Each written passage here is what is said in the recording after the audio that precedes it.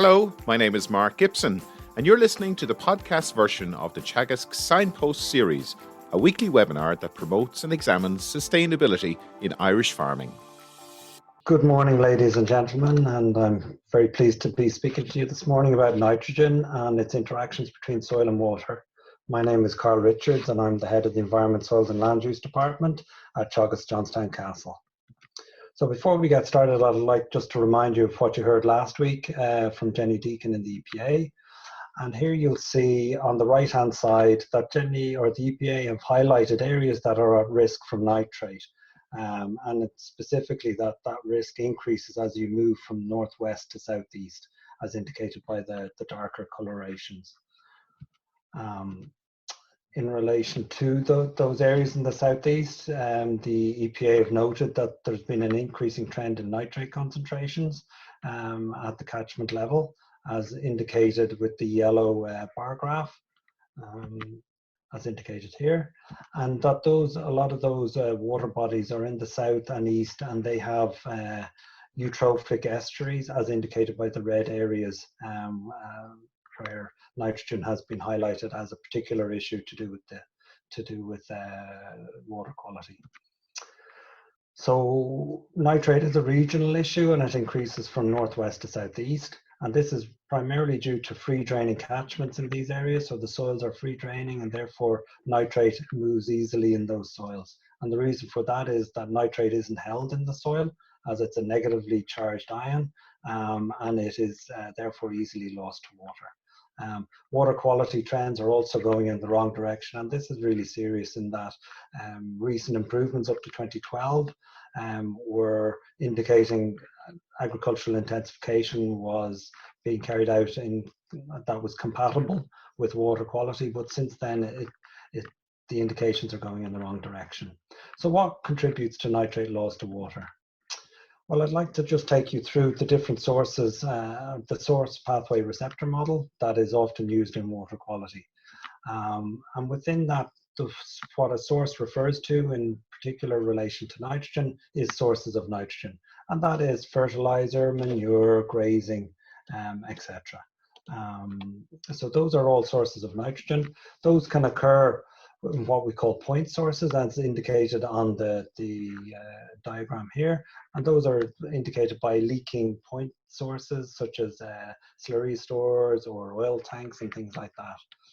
You also have diffuse sources of pollution, which generally comes from larger areas such as grazed grasslands, where grazing returns by animals, nitrogen fertilizer, manure management can be potential sources of nitrogen.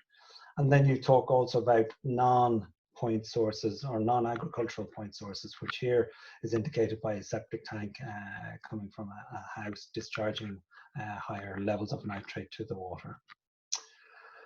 So how does the nitrogen get from the source to the receptor? The receptor is the river or stream or groundwater body. Well, there are different pathways for that, as indicated here. So this black arrow is indicating a groundwater pathway where the nitrogen and the water moves through the subsurface and then discharges into the river.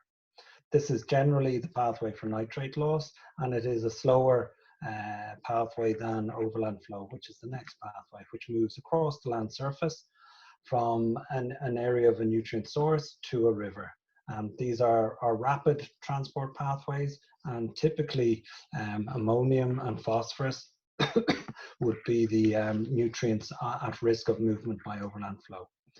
But you can also get both pathways occurring, multiple nutrients being moved by each pathway. So it does start to get complicated. So as mentioned, the targets or the receptors are things like groundwater bodies, surface water bodies, wetlands, estuaries, and coastal waters, all of which are susceptible to nutrient input, where it results in excessive algal growth and eutrophication. So if we were to think of the perfect recipe for nitrate leaching, what would that comprise of? So in order to have nitrate leaching, you have to have nitrate in the soil, and you also have to have water percolating through the soil profile. Without either one of these, you will not have nitrate leaching. So you can have nitrate in the soil where there's no water percolating through that soil. It can't be transported and lost to water. And vice versa, if there's no nitrate in the soil, even if you have water moving through it, there's no nitrogen available to be leached. And the nitrogen cycle is somewhat complicated, and this is a simplification of it, and I'll guide you through some of the key elements of that. So us as farmers, what do? We apply nitrogen, we apply that through fertilizer, manure, or it can be fixed via symbiotic nitrogen fixation by legumes such as clover. And why do we do that? We do that to increase the inorganic pools of ammonium and nitrate in the soil. And these are the forms of nitrogen that are available for plants to uptake. And plants can uptake both ammonium and nitrate, not just nitrate. So why is nitrate a problem? Well, as I outlined previously, nitrate, which is one of the mineral forms of nitrogen in the soil, once it's in the nitrate form, it is susceptible, or it can be lost to groundwater via leaching, where water percolates through it. It's also subject to microbial processes called denitrification, which reduces the nitrate to nitrous oxide and N2 gas. Nitrous oxide is a potent greenhouse gas, and N2 nitrogen gas comprises 78% of the air that you breathe. So it's in our interest to try and minimize the nitrate pool in the soil, to try and minimize our losses of nitrogen to the environment. So how much nitrogen is acceptable? These are levels that I received from the EPA when I asked them what's acceptable. So in order to protect freshwater ecology, you need to keep the concentration below 1.8 milligrams per litre of nitrate nitrogen. For ammonium, the concentration is an awful lot lower, and that's because ammonium can be very toxic to aquatic life forms, and the phosphorus is even lower again. To protect our estuaries and coasts, the maximum concentration is 2.8 milligrams per litre of nitrogen, and that's either nitrate or ammonium, or the two together. And that is the concentration at which the salinity of the water is zero. So this is the last fresh water sample before it starts to get into the estuary. So that's a very low concentration. Traditionally, water quality has been related to the drinking water limit, and there the EPA uses a mean concentration of 8.5 milligrams per litre, expressed as nitrate nitrogen. But you also need to be aware, sometimes people talk about nitrate on its own, and the limit for nitrate is 37.5 milligrams per litre of nitrate. So the 8.5 is equivalent to 37.5. So it's very important that you understand what form of nitrate you're referring to. In this presentation, I'm referring to nitrate nitrogen. The maximum concentration in drinking water is 11.3 milligrams per litre, or 50 milligrams per litre as nitrate. That means if you get one sample above 11.3, you are in breach of the Drinking Water Directive, and you have supplied drinking water that is not fit for human consumption. So that is a maximum concentration. It's not a mean concentration. So what factors influence nitrate in the soil? Well, the application rate of fertilizer, or the amount of nitrogen that you put onto the soil, is important. The timing of when you put that on is really important. The soil nutrient status, the crop type, and the overwinter cover that you have are really important. I'm going to guide you through each of those now. So in terms of fertilizer application rate, what we find, this is some old research, but it's still very valid. This would be the uptake or grain yield on the y-axis, and applied nitrogen on the x-axis. And this indicates that as you increase nitrogen fertilizer, your yields increase. The red line, as indicated here, shows that as you increase nitrogen fertilizer rate, at about 160 kilograms per hectare of fertilizer, you start to see an increase in the amount of nitrogen that's in the soil that's available to be leached. And there becomes an optimum there at which you get your maximum yield with the minimum amount of nitrogen in the soil available to be lost. And that's referred to as the N optimum. So as you increase above the N optimum, you preferentially increase the amount of nitrogen that's going to be lost to the environment than what's going to go into your crop. And ultimately, a farmer is interested about maximizing their yields and minimizing their environmental impact.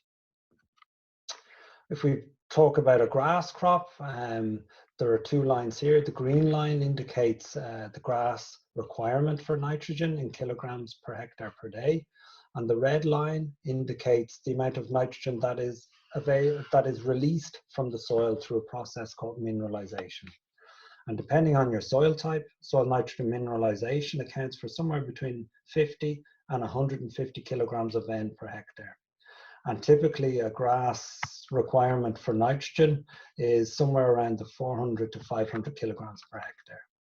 The difference between what the soil releases and what the grass requires is referred to as our fertilizer nitrogen requirement. And this is where we provide farmers with fertilizer advice to make up the difference between what's released from the soil and what the grass requires. There are periods of time where, particularly in the early spring and later in the autumn, where soil nitrogen release exceeds the plant's requirement for nitrogen. And this, I suppose, is the foundation behind calendar farming and why there are limitations put on when you can apply chemical fertilizer and also slurry to your soils, because you should only be applying nutrients to a crop that requires that nutrient. Otherwise, it's waste disposal. And there are variations between years, there are variations between soils, but by and large, this pattern is similar across the country. And so the effect of grazing on nitrate leaching. So why do we get nitrate leaching? And that's generally because more nitrogen is applied to the soil than the crop can uptake. And within our grazing pastures, urine patches are the dominant source of nitrate that is lost to water. And the reason for that is that they contain high nitrogen loadings. They've been reported up to 1,000 kilograms of nitrogen per hectare equivalent in a urine patch. In Ireland, we estimate the loads are more likely in the 300 to 500 kilograms of nitrogen per hectare.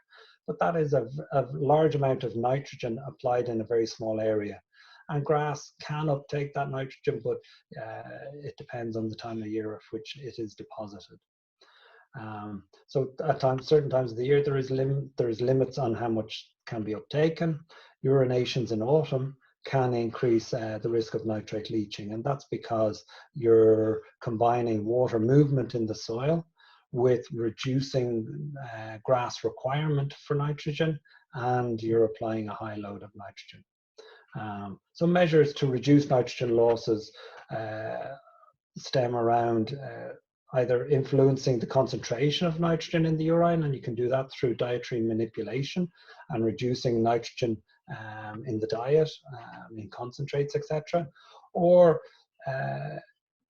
basically controlling the number of urine patches in a hectare or in a field. And that can be done by manipulating stocking rate or manipulating the duration of which cows are in a field.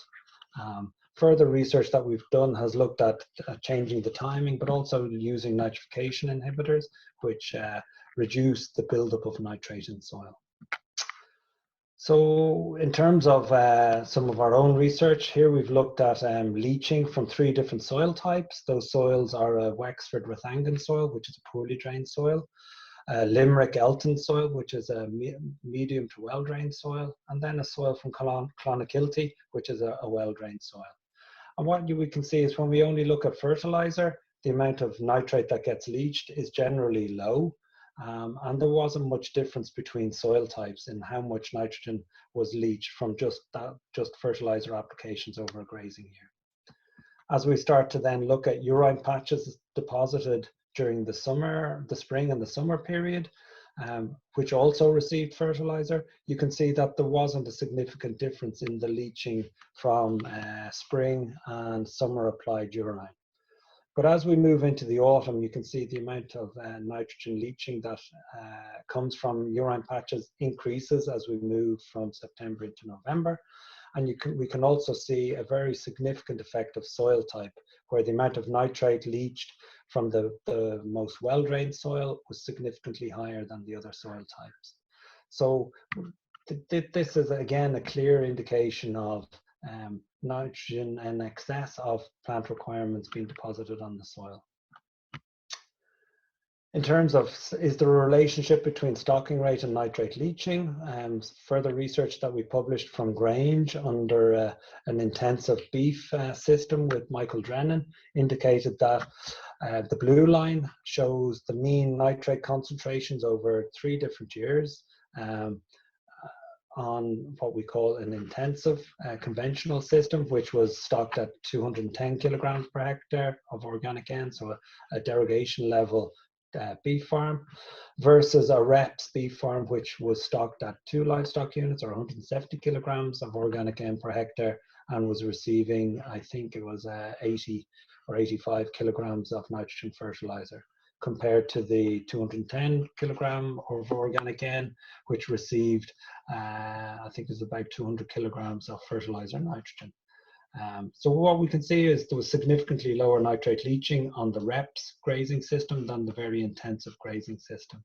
And we can also see that there was significant between year differences as well. In year 1, the losses between the 2 systems were not significantly different, but the differences appeared in years 2 and years 3.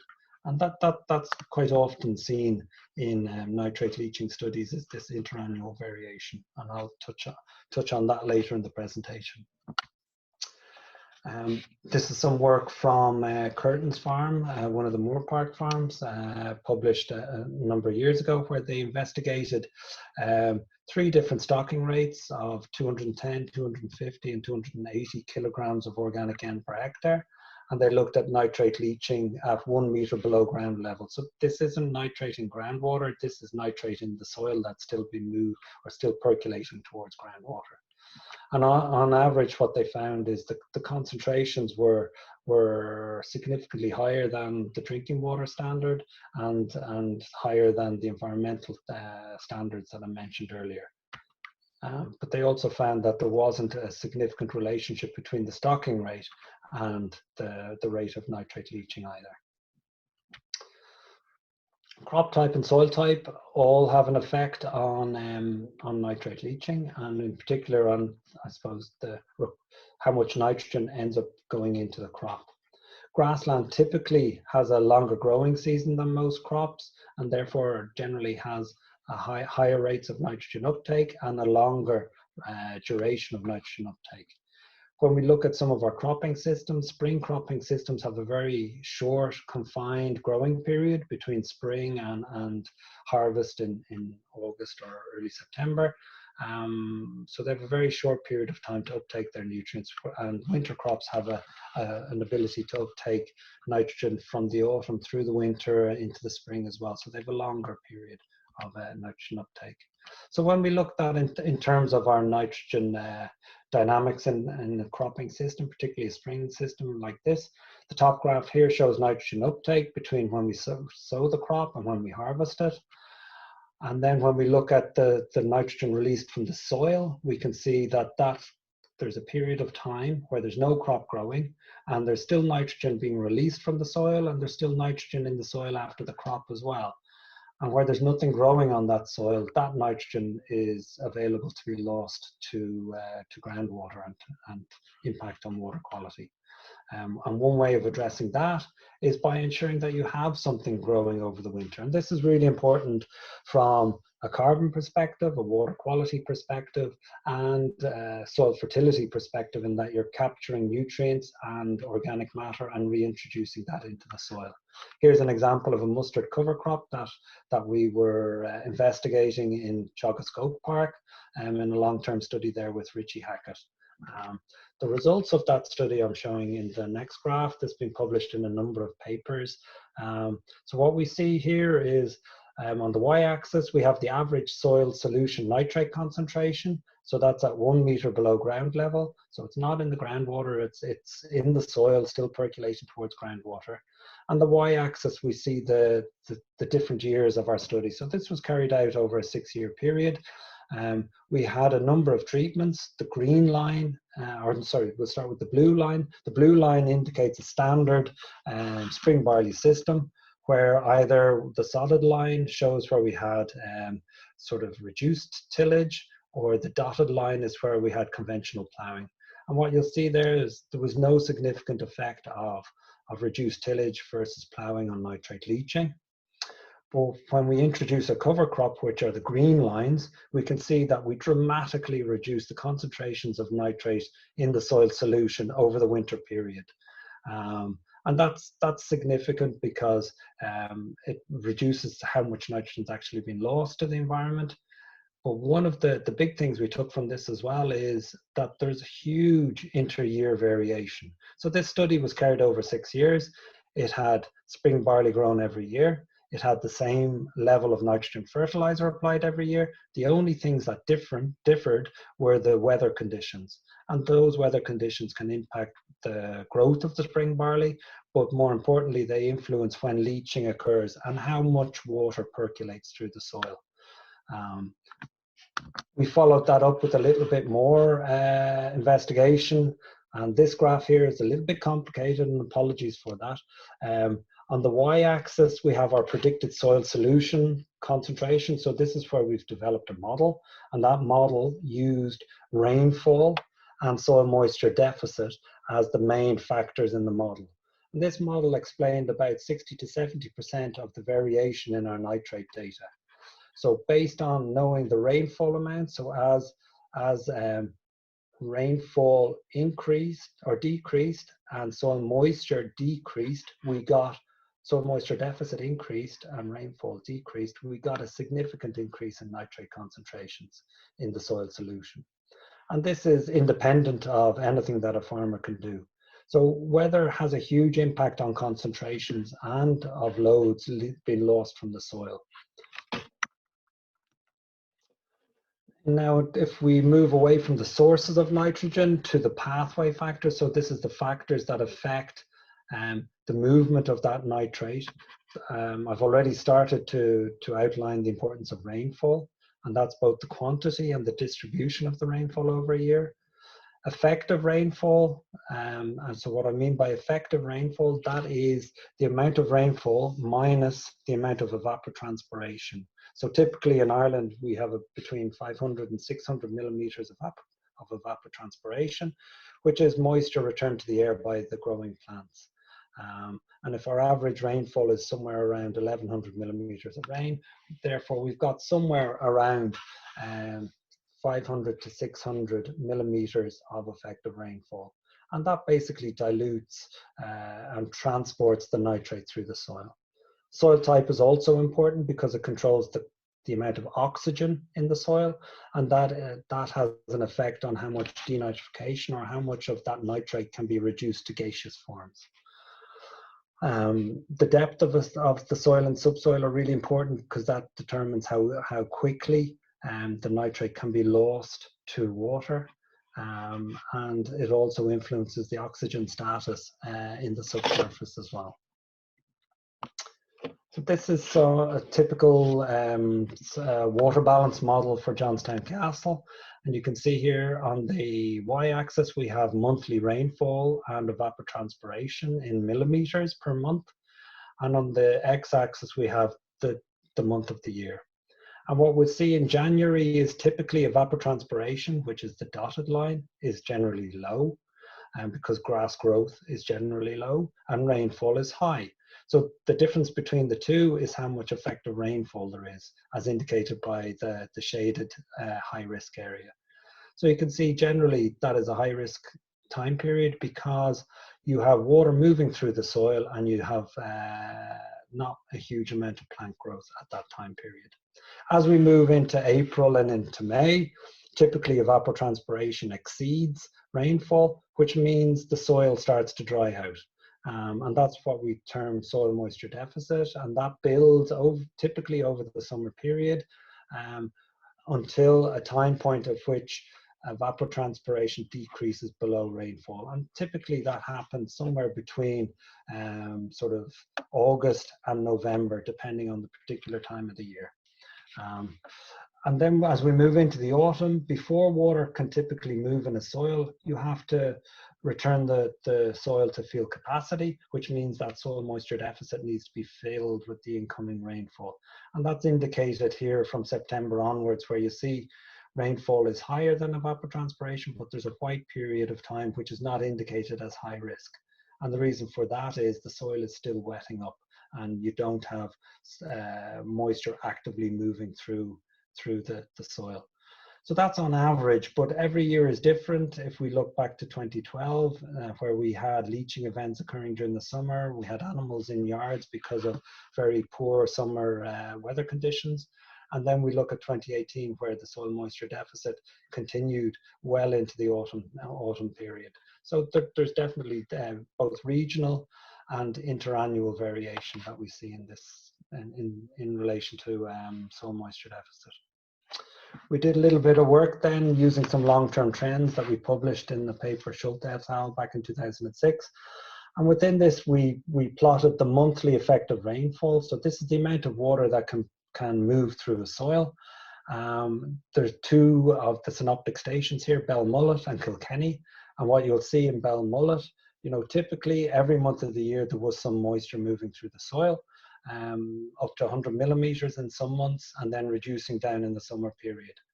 Whereas in contrast in Kilkenny, you can see as you got to month 6, so June, month 7, July, you had there typically wasn't any moisture moving through the soil. And that's because soil moisture deficits built up.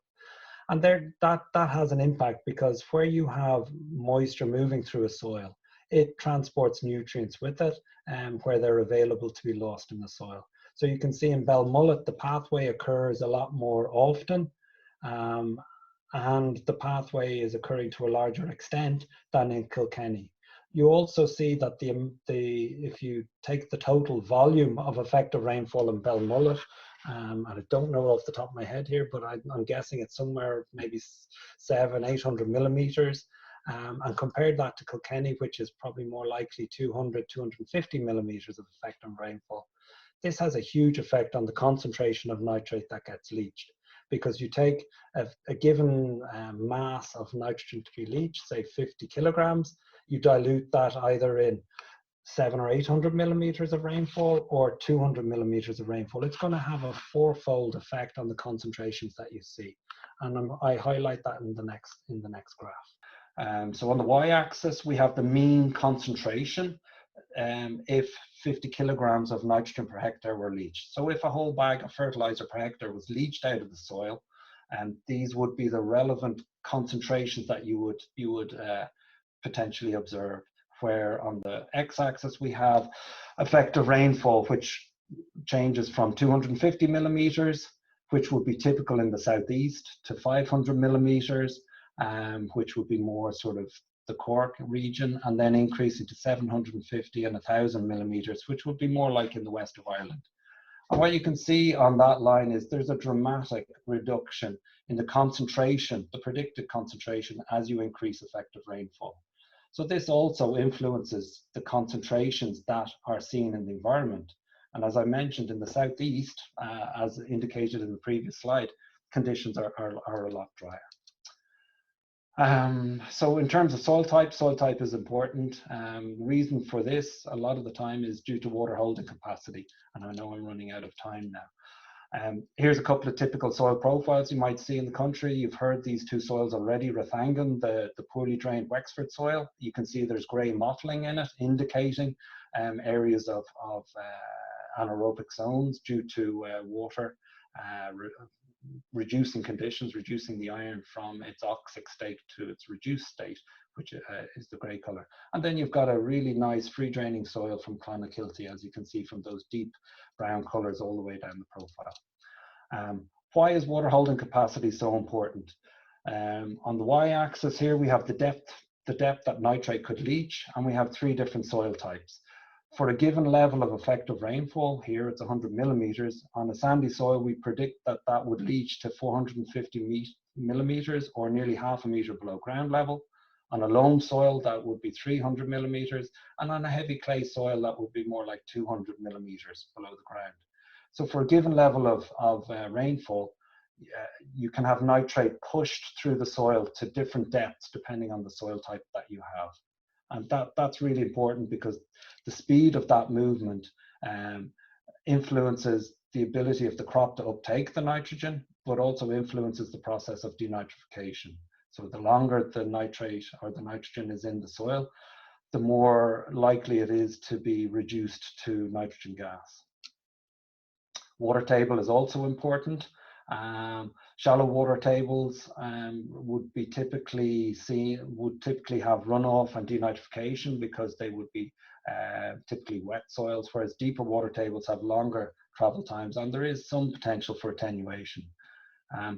Where we insert artificial drainage into soils, we speed up the delivery of water to surface waters, and that can result in increases in nitrate and ammonium and phosphorus in those surface waters.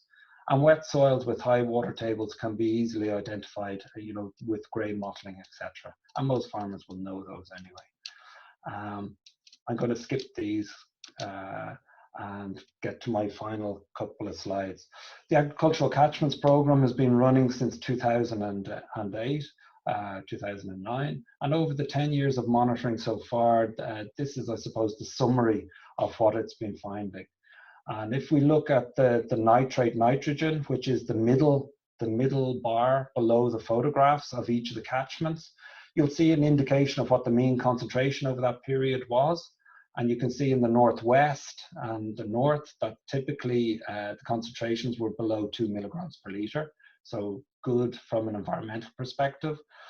And as we move down into Louth on the east coast, the northeast, you can see the nitrates are quite high. And again, that's an arable catchment. And again, that's where you have land use effects impacting on nitrogen availability. And as we move down the east coast into Wexford, you can see that there are two catchments. One is a poorly drained catchment, and the nitrate concentrations are below 2.5 milligrams per litre. And then we have an arable catchment, and the nitrate concentrations are just below 7 milligrams per litre. So again, indicating both the effect of land use and the effect of soil type. And then as we move west to Timoleague, we can see that the nitrate levels there are closer to 5.5 to 6 milligrams per litre. And again, from an environmental perspective, the levels in the south and southeast are breaching what the ecological standards are, and that reflects both changes in management practices and land use and the intensity of those and the soil types, and that directly relates back to the initial slide from the EPA indicating areas at risk from nitrate leaching. So to summarize, Mark, in terms of the source pressure, we need to balance nutrient supply to crop demand. And as I said, David Wall will go into that in a lot more detail on the 26th of June. We need to avoid autumn and winter applications, or applications where rainfall is greater than evapotranspiration. So we need to be careful when water is moving through the soil, in terms of, little and often type approach can help to reduce the amount of nitrogen or nitrate that gets leached. I'm going to skip. So there are other sources of nutrients on farms, and particularly dirty water or soiled water is one to be careful with, because there you're applying water and nitrogen at the same time. So when you over apply that, it can result in nitrate leaching directly. Ploughing of grassland or any events like that, where you do that event in the springtime, you get lower nitrogen losses than when you do it in the autumn time. And again, that relates to the pathway being in operation in the autumn time and less so in the springtime. And in cropping systems, particularly spring cropping systems, overwinter cover is particularly important to reduce nitrate leaching. In terms of the pathway, then, timing of leaching varies nationally, and I would say it varies within catchments as well, based on both the localized hydrology and the soil conditions. Anaerobic or wet conditions lead to denitrification and reduced nitrate leaching, but result in greenhouse gas emissions. And where we have soils with low water holding capacities, this increases the depth to which nitrate can be leached in the soil. So again, these are soils that we need to be careful on in terms of, I suppose, applying nitrogen relating to the timings of when pathway occurs. And catchment hydrology, the overarching findings from the Agricultural Catchments Programme is catchment hydrology is king in terms of soil type and influencing how much nitrate can be leached within those catchments. So That's me, Mark. Happy to take some questions. I think that there's probably some there. That's great, Karl. Thank you so much for that. That was a lot of information in a short period of time. I think a few of our viewers were a little overwhelmed with some of the graphs that you presented, but I know, look, today is about really, I suppose, scene setting for the following conversations that we're going to have with Karen next week and with David then the following weeks as well. Karl, I mean, you talked about the complexity of the nitrogen cycle and I suppose the complexity associated then that with soil moisture deficits, on the ground for farmers making decisions around nitrogen application. Are there any decision support tools or rules of thumb there when it comes to actually identifying safe periods for spreading or indeed grazing?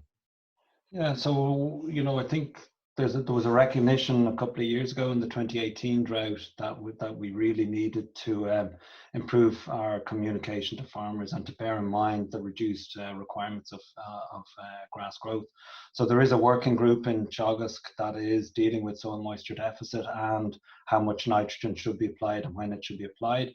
And a lot of that advice is being communicated through Grass 10 at the moment with our colleagues in Moore Park who are running pasture base. And it is an active area, and I think it's an area that we need some decision support tools. The fertilizer planner within nutrient management planning online will help, but that won't, I suppose, tailor it towards regional and field to field variations, because every farm is going to have a wet field where the grass is probably still hopping out of the ground, and they're going to have a very dry field where it's barely growing. So, measuring grass, measuring what's happening on their farm is really important for farmers, and then to tailor their management practices to what they see is really important. And I suppose the bottom line of what we're trying to get across is think about what you're doing. If the grass isn't growing, it doesn't need nitrogen, and if there is nitrogen in the soil already, it's not going anywhere. It's still there, and it'll be there when the rainfall hits. And even when the rainfall hits, it's like that pool is likely to increase through soil mineralization. So you may not require the full nitrogen requirement after that re-wetting event. Karl, I'm going to ask you a maybe more challenging question. You're responsible for the research in relation to water quality, but also climate change. You mentioned a couple of measures there in relation to avoiding riskier periods at the end of the year. And you also mentioned, I can't recall now what the other measure, but there are some measures within the climate, the marginal abatement cost curve, such as extended grazing, that would suggest, some people would say, well, is there a potential conflict there, or how are we managing that potential issue of pollution swapping, as we sometimes call it? Yeah, so it is, as you get into autumn grazing, there's a number of factors happening. So typically when we graze in the autumn, our ammonia emissions are reduced dramatically compared to when animals are in a farmyard. So the first thing is we're reducing ammonia emissions by extending the grazing season. And we're also reducing the amount of, I suppose, purchased feed that is required. Also, as we move into the autumn, stocking rates typically reduce. So even if you have a high rate of leaching from a single urine patch, if you have fewer urine patches in the field, that will reduce the overall leaching. So there are grazing management practices that I suppose help to mitigate some of the effects that you might see. We've done a lot of work in the past on things like nitrification inhibitors, and we know they work. They dramatically reduce both leaching and greenhouse gases, but at the moment they're not acceptable from a public perspective or from a cost perspective, but they're incredibly effective. And there's probably more work we can do in terms of animal dietary manipulation at that time, in terms of trying to reduce nitrogen intake, because we know also as we reduce nitrogen intake, the amount of nitrogen excretion reduces as well. So there's quite a number of interacting things that can be done at that time of the year. We have lots of excellent questions coming through here, and today we have nearly 400 people watching us today. So It's great to have so many people joining us today. Pat, do you want to kick off some of the questions? Yeah, no, there's a few, and I think there's been quite a few questions about that autumn management issue. There's one there as well about ploughing in the autumn and whether or not that's something that should be advised against at this point. So some of the research we would have observed in the past is, again, it all depends on the growing conditions after you reseed your pasture. If you've good growing conditions afterwards, it will uptake the nitrogen that you release from ploughing. If you've poor growing conditions after ploughing, whether that's in the autumn or the spring, you're going to have higher losses. The advice would be to do that ploughing event in the spring rather than the autumn, because you're giving a much better chance for your pasture to establish.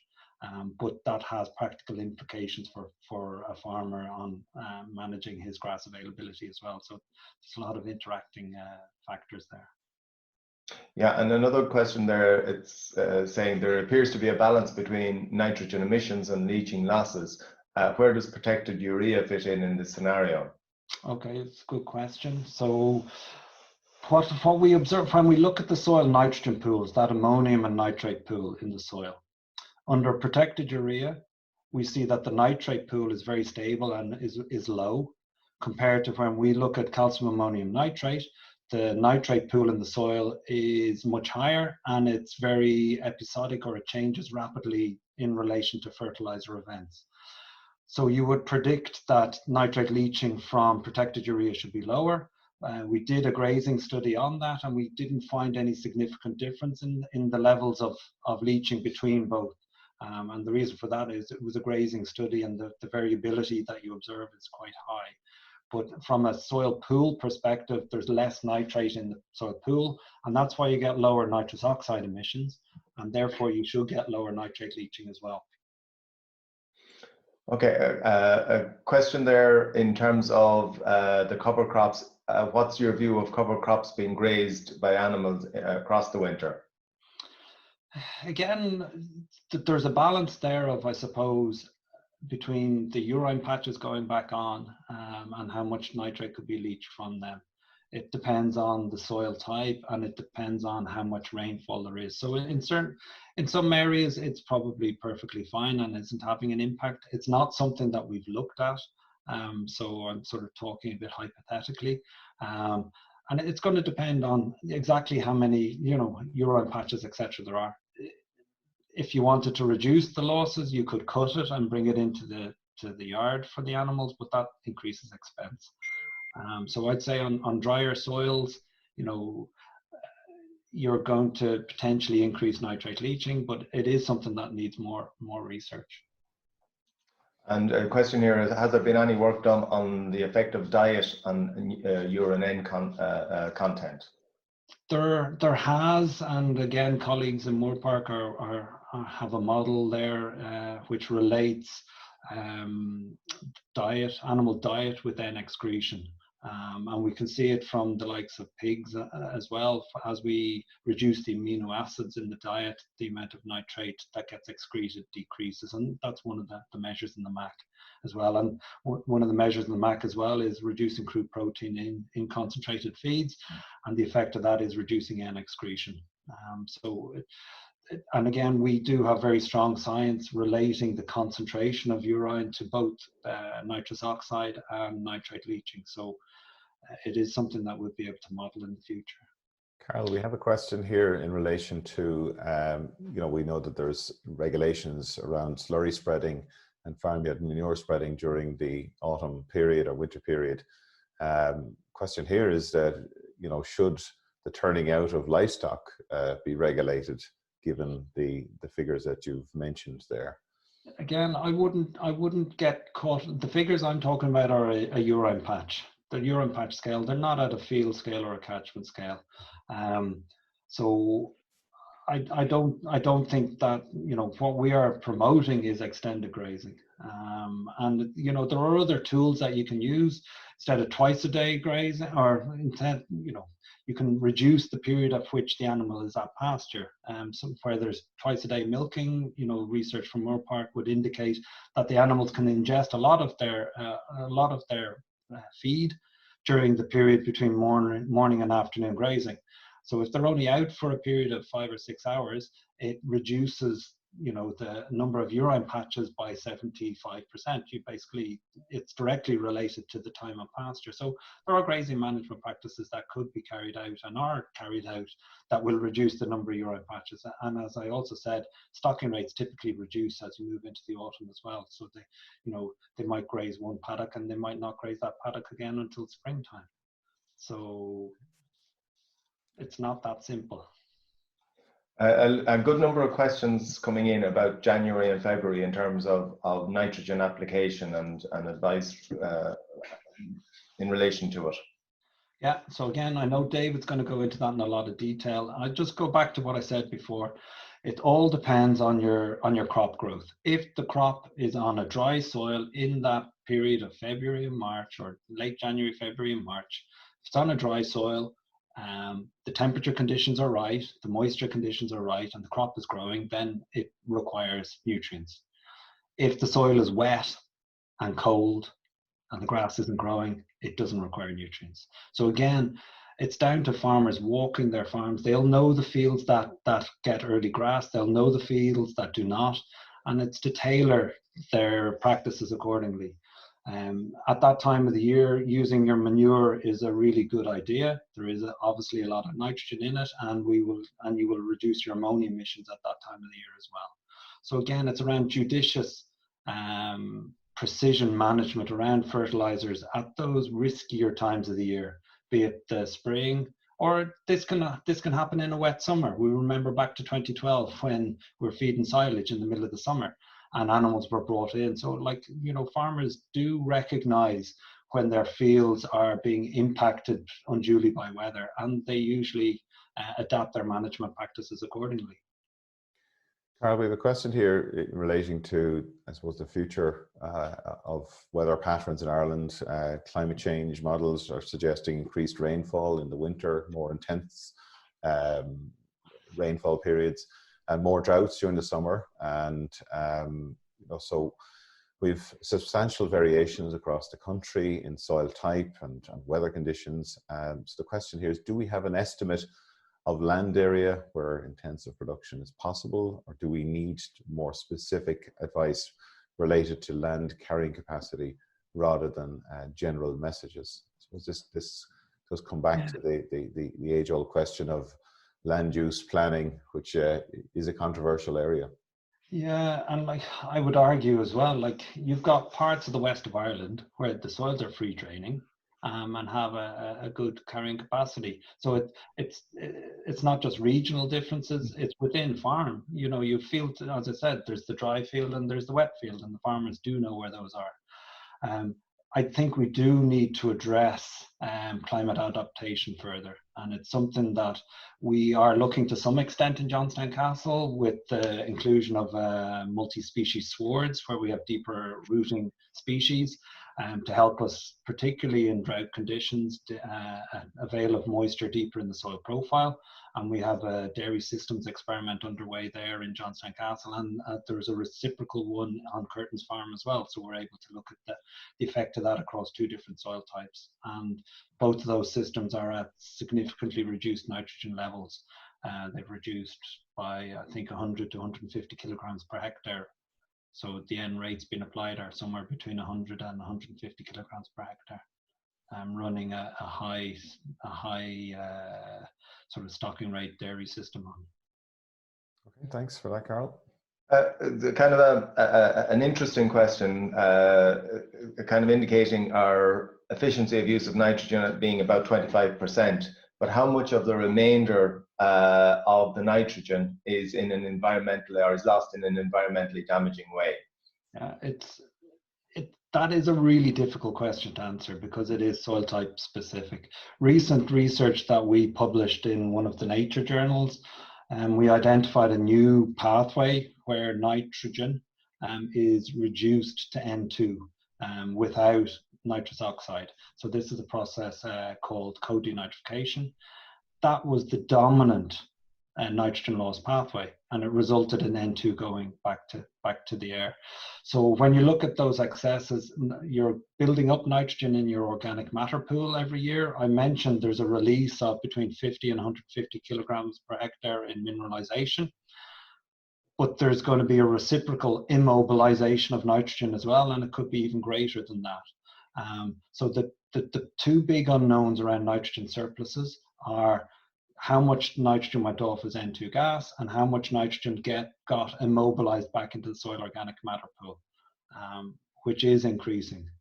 So it is, can't give a simple answer to that, and it is going to relate to soil type. And that work has been shown in the Netherlands as well, where you can't just take simply a nitrogen surplus and predict groundwater nitrate concentrations from that. It just doesn't work.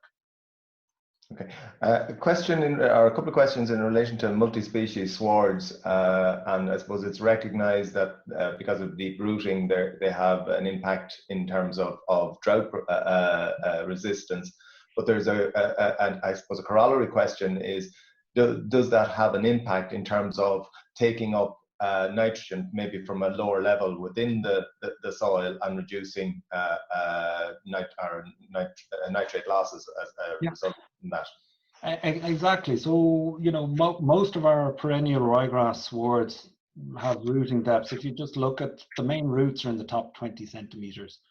There might be roots below that, but it's typically pretty shallow. So once water's gone past that depth and there's nitrate in it, the plants can't access it. So if you have a deeper rooting species such as plantain or chicory, you know, or deeper rooting grass species, then they are able to access both nitrogen and moisture deeper in the soil profile, but other minerals as well, phosphorus and other, I suppose, micronutrients too.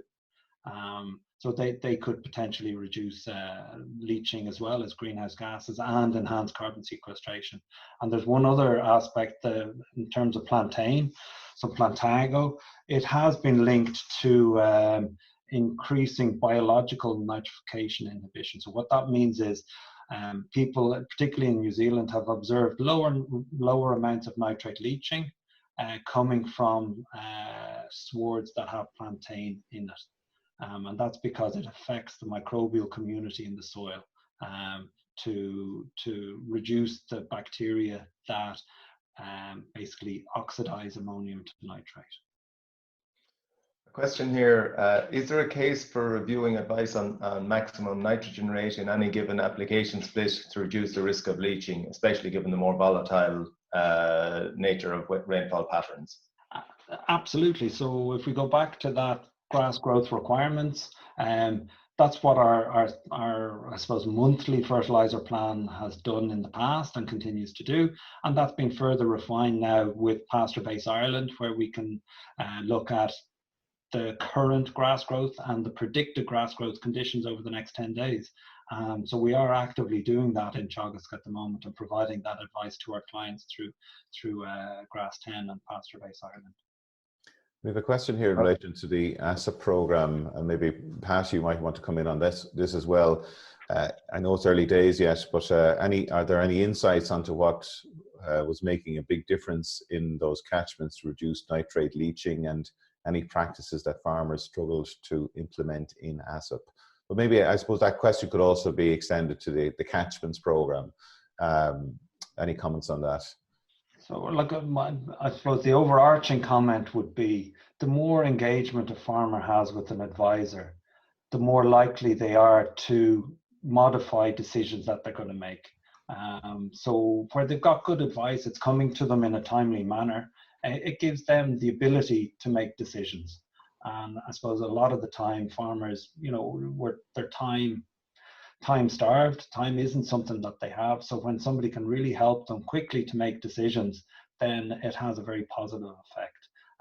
And also just the pure raising of awareness around particular issues puts that more in a farmer's mind in terms of when they are going out to, say, spread manure, for example, or spread fertilizer.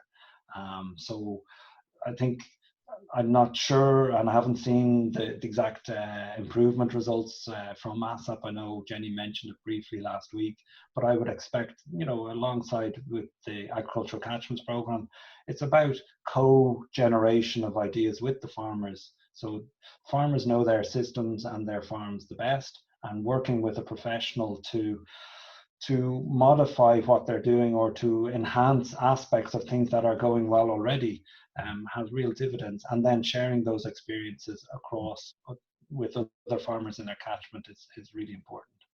Pat, do you have any comment on that? Yeah, I think one of the things, and it's really what today's webinar is all about, is trying to improve the understanding of the situations where there's risk of loss. And I think that's what really Karl has outlined for us today, that there are periods of the year that there's significant loss, and practices at those times of the year on farms are absolutely key to reducing. And that's been the message, I think, that advisors have been bringing to farmers in terms of trying to reduce losses to water in those nitrogen sensitive areas. And I think today is I suppose a ramping up of that to try and get all professionals working with farmers, all advisors working with farmers, to have a full understanding of those risky periods and how that should impact on fertilizer and I suppose organic fertilizer advice. Yeah, so look, I suppose there's some questions about the level of which the presentation has been pitched. I was pitching this at sort of ag professionals who have some basic understanding of the area. I wanted to highlight what are the factors that influence nitrate and nitrate loss to water. And that's primarily soil type and meteorology.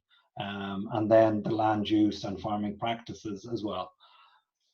On the 26th of June, David Wall is going to go through some of that practical advice around how can you tailor the balance between what a crop needs to grow and what could be potentially lost to the environment. And it's complicated, it's complex, and it does require timely advice, and it requires farmers to be aware of the situation on their farm. No farmer wants to spend money on fertilizer that goes down the drain and into a river. That's a waste of money. That's not what they want to do. Where there is uncertainty is how much does a crop require at a specific time and how much is in the soil. And if we can improve the answers to those two questions, you will have much better precision fertilizer advice to farmers in a timely way. So that's what we're aiming towards, and that's what all our research is working towards. Your paper and the research is suggesting that, look, we have huge heterogeneity in soil type, weather conditions across the country. The day of giving generic advice and generic stocking rates, recommendations, what do you see happening over the next number of years in terms of policy or in terms of schemes, or what would you like to see? Well, I suppose what we're trying to do in Teagasc, between ourselves in Johnstown Castle and our colleagues in Moore Park, through Nutrient Management Planning Online and Pasture Base Ireland, is to provide farmers with the decision supports for their specific farm of what to do, when to do it for their particular system. And all of our research is going into that, be it use of new sensors, new technologies, new ways of analyzing data. So that's what we're moving towards, a time period where you might imagine an automated fertilizer spreader. It might happen. We're talking about automated trucks in 20 years' time delivering things around the country. If we had an automated tractor that was hooked up to this system and had fertilizer on the back of it, it would drive past some fields and not go into them. And it would go into certain fields and target them with either fertilizer or with manure, or it might be modifying the plant species or the sward composition in a particular field. So we need to move from, as we said, apply 150 kilograms per hectare per year to apply 10 kilograms in February, 30 in March, etc., to this is what you require on that field at this particular moment in time based on the current grass growing conditions. So that's how far away do you think we are, Karl, from having a situation where farmers themselves could have these sensors in their fields for detecting nitrate losses? We know that there's a lot of work going into these remote sensors that are have battery life for 3 years and can be linked into the internet. Yeah, so again, part of Vista Milk is starting to look at that, particularly around improving the precision around grass growth predictions. Better, we don't even need to be able to sense, and there are sensors for nitrate and there are sensors for water. If we can combine the two, you can have much more precise management recommendations for both leaching and greenhouse gas emissions and for crop growth. So as I said, the idea here is to make sure there's enough feed produced on a farm to feed the animals on that farm. There was a comment earlier about nitrogen use efficiency being 25%. We're not worse than any other country in the world. When we look at the Netherlands, there's figures often quoted of 37 or 40%. The only reason they are higher is they have externalized their feed production. So the feed is produced somewhere else, and they've often externalized their manure management. So the manure is spread somewhere else. So all the losses associated with producing the feed and managing the manure are not accounted for in their balance. And a recent paper we published this year, I suppose, modified the way of calculating nitrogen balances, and we're pretty much the same as most other countries. And when we look at the NFS, there's a large range of nitrogen use efficiencies within the NFS, from much higher to much lower. So there's obviously things that farmers are doing to improve that other farmers at the lower end can learn from and modify their practices. And the main one there is tailoring fertilizer. Karl, time has caught up on us again, and I don't know where that hour went. Thank you so much for excellent presentation and answering some of those tricky questions coming through there. Some really excellent questions coming through from our viewers today. Pat, thanks for helping with the questions today, and of course your oversight of this program. And I want to also thank Andy Boland and Yvonne Maher in the background, our production team, who are helping make all of this happen. Of course, our partners who are supporting the series. Before we go, I just want to bring your attention to other webinars that Teagasc is running at the moment. There's a dairy webinar that goes out on Thursday mornings. There's a cattle and sheep one, and so you can find all of those on the Teagasc website. And there's a specific dairy research one that has just started this week, and that it goes out on Wednesdays, I think it is, Wednesday mornings at 9:30. So do check out those other webinars that are available on the Teagasc website. Next week, we'll be talking to Dr. Karen Daly from Teagasc in Johnstown Castle about phosphorus and its interactions with soil and water. So I hope you do join us next week for our webinar next week. So until then, have a nice weekend and stay safe. You've been listening to the podcast version of the Teagasc Signpost series, the weekly webinar that promotes and examines sustainability in Irish farming. Don't forget to join us live every Friday morning for our latest webinar. For more, visit teagasc.ie. And you can also rate, review, and subscribe to the Signpost series on Apple Podcasts, Spotify, or wherever you get your podcasts from. I'm Mark Gibson, and thanks for listening.